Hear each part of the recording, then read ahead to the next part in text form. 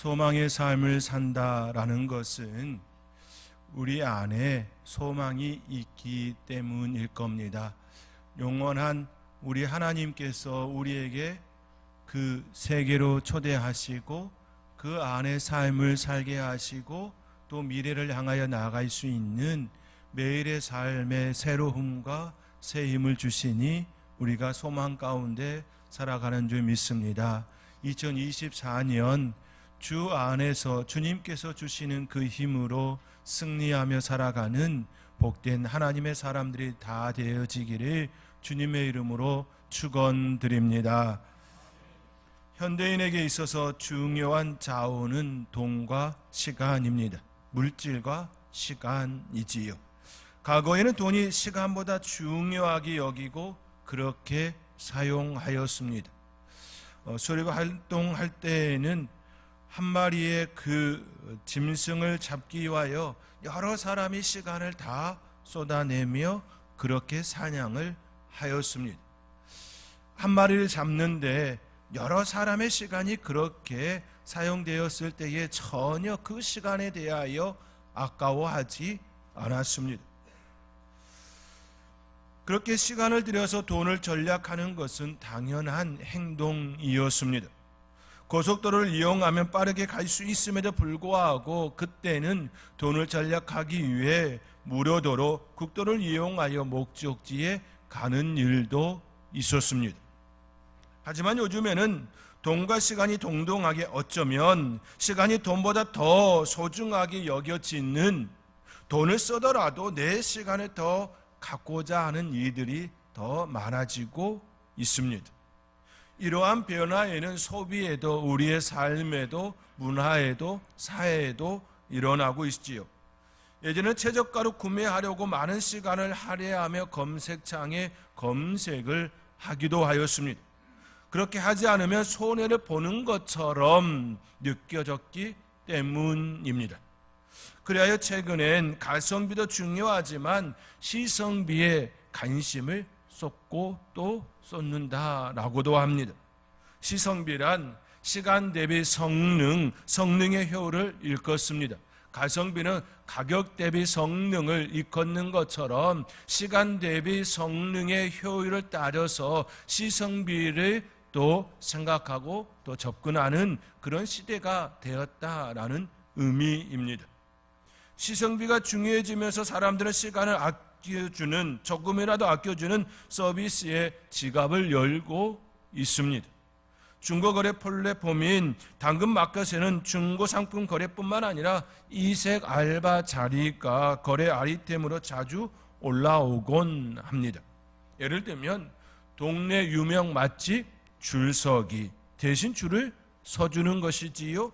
자녀 등하교 라이딩, 강아지 산책 시켜주기, 시간을 아껴주는 대행 업무가 알바로 그렇게 올라오는 형태가 일어나곤 합니다. 코로나19 팬데믹으로 한동안 우리 사회는 가능한 부서들과 회사들은 재택근무를 하였습니다. 이제는 팬데믹이 되었음에도 재택근무를 하는 회사들이 많이 생겼지요. 그 이유 중에 하나가 시간 개념 때문입니다. 팬데믹 때 시행했던 재택근무는 많은 직장인들에게 출퇴근 시간과 직장에서 무의미하게 흘러가는 회의와 회식 등 시간을 절약할 수 있음을 일깨워 주었습니다. 아, 이렇게 하면 시간이 절약될 수 있구나, 내가 주체자가 되어 사용할 수 있구나라는 것을 알게 되었습니다. 단순한 시간의 전략이 아니라 스스로 주체가 되어 일상의 흐름을 결정할 수 있는 가능성을 보게 되었지요. 전에는 회사에 의하여 상사에 의하여 내 시간이 그렇게 주장되어지고 또 움직여졌던 그 시간이 재택근무를 통하여서 전혀 새로운 눈이 우리 사회에 들어오게 되었음을 의미합니다.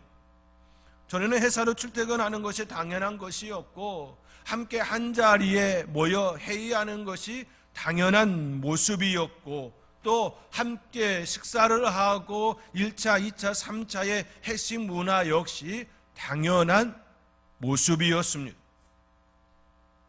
그러나 이제는 이미 경험해버린 재택근무와 비대면 문화는 시성비를 생각하게 되었습니다.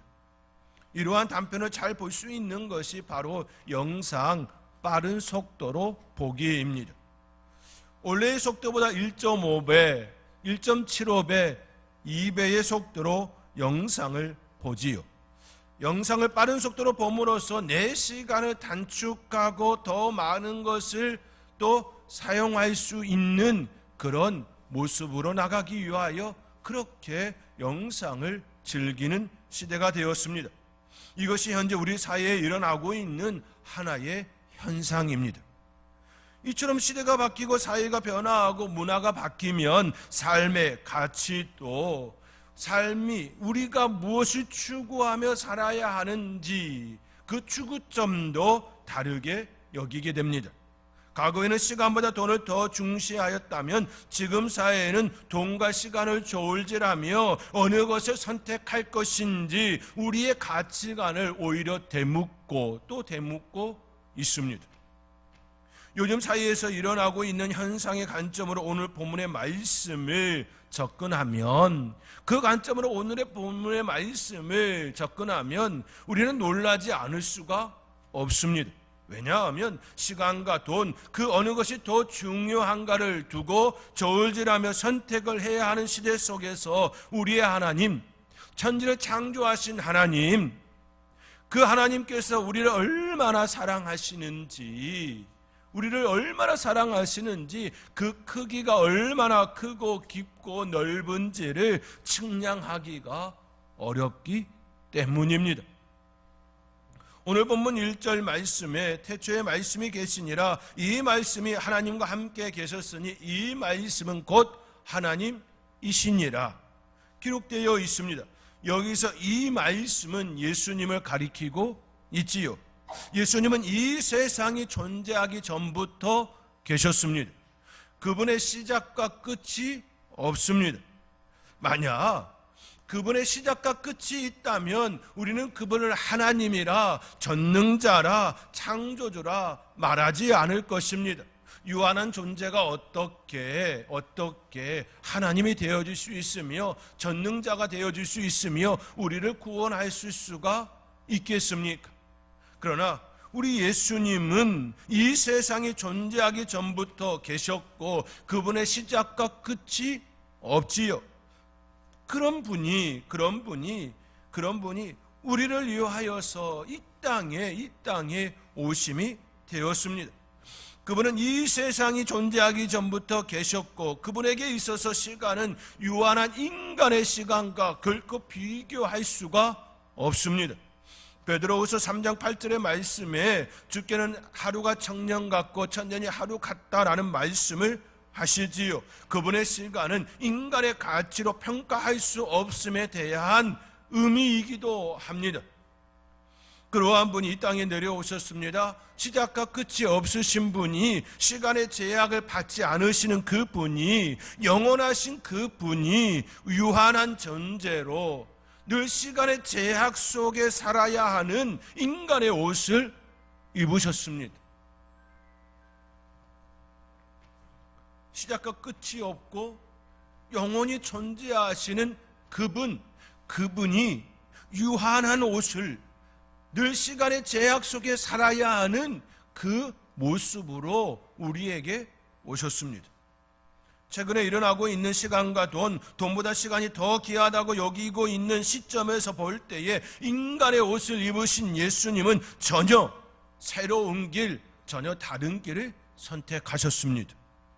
이성과 과학, 합리주의와 개인주의, 그 어떤 사고로도 도저히 측량할 수 없는 아주 새로운 길, 다른 길을 그분은 선택하셨습니다.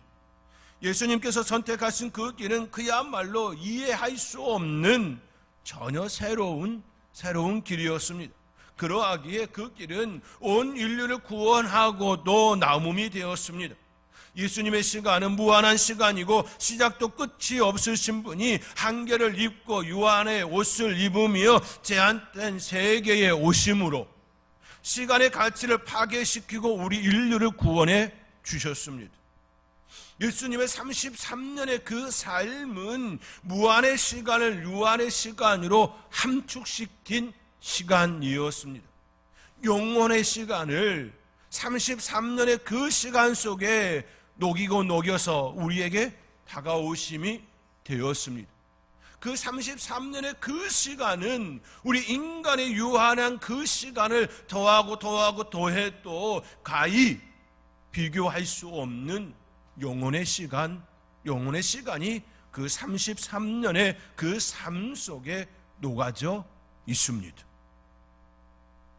그 시간은 무한을 담았기에, 영혼을 담았기에 인간의 유한한 삶과 시간을 다 넣어도 대체할 수가 없습니다.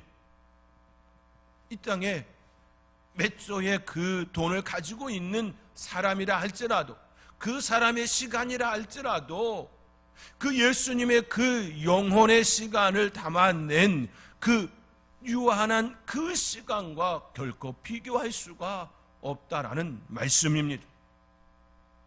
그러하기에 무한한 시간을 유한한 시간 속에 담은 예수님은 인간을 구원하고도 남음이 되었고 우리는 그 은혜를 누리게 되었습니다.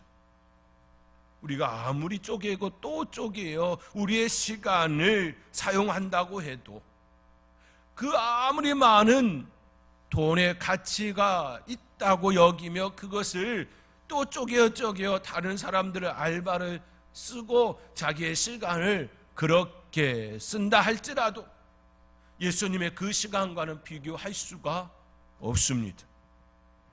그 시간은 생명을 살리는 시간이었고 사람들의 빛으로 드러낸 시간이었습니다. 그렇기에 사도 요한은 오늘 본문 4절과 같이 고백합니다. 우리와 함께 오늘 본문 4절의 말씀 우리 함께 읽겠습니다. 그 안에 생명이 있었으니 이 생명은 사람들의 빛이라. 아멘. 예수님 안에 생명이 있었습니다. 예수님 안에 영혼이 있었습니다. 예수님 안에 무한한 시간이 있었습니다. 그렇기에 그 시간은, 그 생명은 사람들의 빛이 되었습니다. 무한의 시간을 유한의 시간에 담고 그 담은 것을 우리를 위하여 사용하셨습니다. 그 시간은 우리를 향하여 비추는 생명의 빛이 되었습니다. 그 하나님을 바라볼 수 있기를 권면드립니다. 사랑하는 성도 여러분, 2024년이 밝았습니다. 새로운 해가 우리에게 다가왔습니다. 올 한 해 우리의 시간을 가장 값지게 보낼 수 있기를 바랍니다. 그때 우리의 시간을 위해 무한의 시간, 영혼의 시간을 유한의 시간, 유한의 옷으로 담은 그 예수님을 바라보며 살아갈 수 있기를 바랍니다. 영원한 그 시간을 우리를 위하여 유한한 그 시간에 담은 그 가치가 내 안에 역사되고 있음에 대한 감사함으로 2024년을 보낼 수 있기를 바랍니다. 이것이 우리 하나님께서 우리에게 바라시는 삶이고 우리의 시간이기를 바라고 있습니다. 2024년 우리 하나님을 생각하며 바라보며 하나님의 은혜 가운데에 멋지고 아름답게 복되게 살아가는 저와 여러분의 삶이 되어질 수 있기를 주님의 이름으로 축원드립니다. 기도하겠습니다.